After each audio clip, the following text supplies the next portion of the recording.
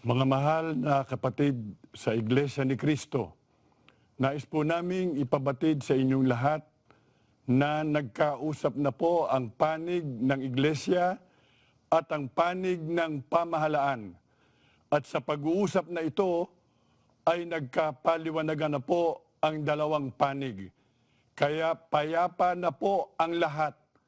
Ito pong ating isinagawang mapayapang pagtitipon na sinimulan natin noong Huwebes ng hapon ay natatapos na po ng mapayapa rin ngayon pong Lunes ng umaga. Salamat ng marami sa ating Panginoon Diyos. Sa Kanya ang lahat ng kapurihan. Mabuhay ang Iglesia ni Cristo. Welcome back. This is News.ph, but it's not politics as usual. I'm Pia Ontiveros. Joining us on the phone right now is Edwil Zabala, the spokesperson of the Iglesia ni Cristo. Thank you very much for joining us, sir. Mr. Zabala.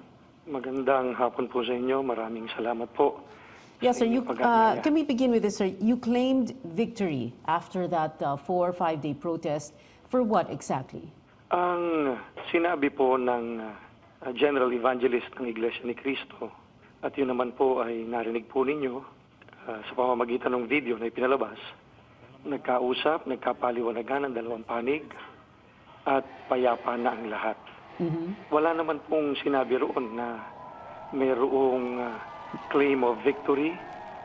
Wala naman pong sinabing nanalo o natalo ang sino man. Po ay narinig po ninyo sa pamamagitan ng video na ipinalabas, nagkausap, nagkapaliwanagan ang dalawang panig at payapa na ang lahat. Wala naman pong sinabi roon na mayroong claim of victory. Wala naman pong sinabing nanalo o natalo ang sino man.